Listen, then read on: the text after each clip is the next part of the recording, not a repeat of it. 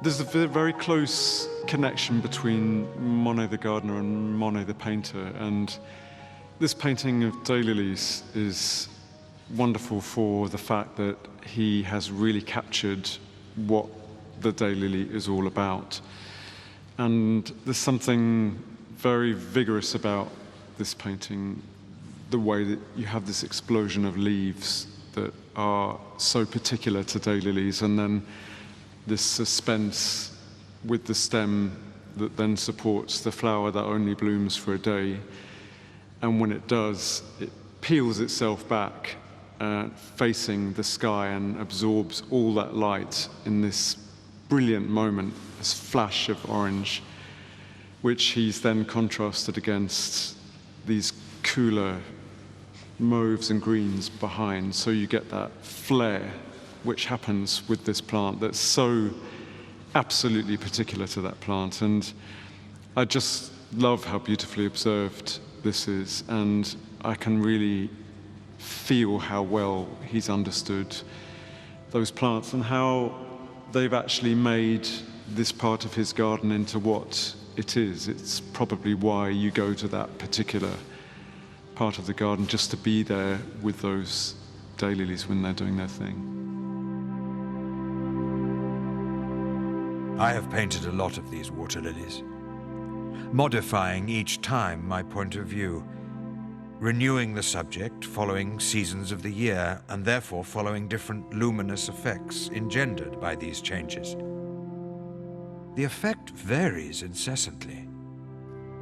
The essential of the subject is the mirror of the water, whose aspect at any one time changes itself thanks to the expanses of sky which reflect in it, and spreading life and movement.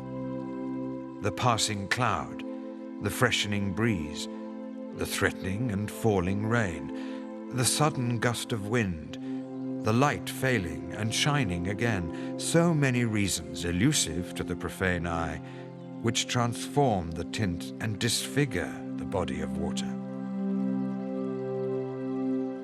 This exhibition originated with a desire to reunite the three panels of Monet's great Agapanthus triptych. Monet, though, never gave those paintings away during his lifetime. He kept them all in the studio. He was constantly reworking them, making them more abstract and ethereal. It's really amazing to see an artist at his age reworking these great masterworks. And he died then in 1926, and a selection of paintings were taken off their stretchers, moved to the Orangerie, and literally glued to the walls there. But many of the great decorations remained in the studio, and in fact, that's true of this triptych.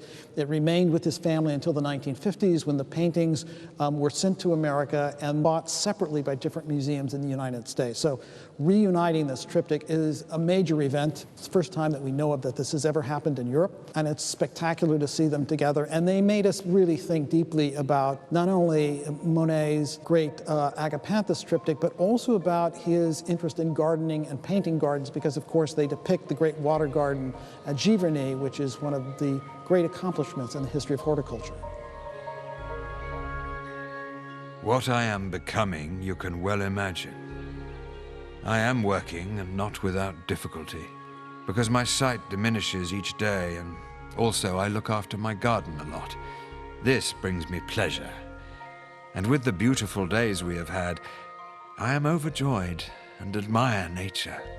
With this, we never have time to be bored.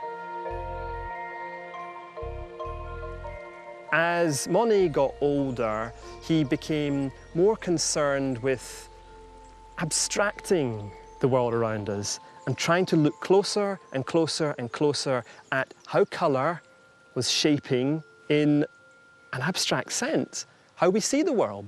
So his series of paintings of water lilies are the most profound tests of him as an artist, forcing himself to look, and that's the hardest thing about an artist. The older you get, the more you think you've looked enough to know exactly what's in front of you. And as he considers his great lily ponds here, you notice through the series of paintings that his point of view begins to move more and more and more away from a recognizable subject, away from a sense of a painting receding into the distance towards a horizon where there's a neat little bridge focusing your point of view. And increasingly, it's just about reflections, patterns of light and colour. But the more I work into one of these paintings, I become more and more intrigued by the things that are appearing in the reflections in the water. And as Monet spent more and more time here, I guess that's what became his passion. He didn't need a bridge anymore. He didn't need a tree trunk. All he needed were ripples and cascades of light. And that's a real push in the history of 20th century art towards modernism.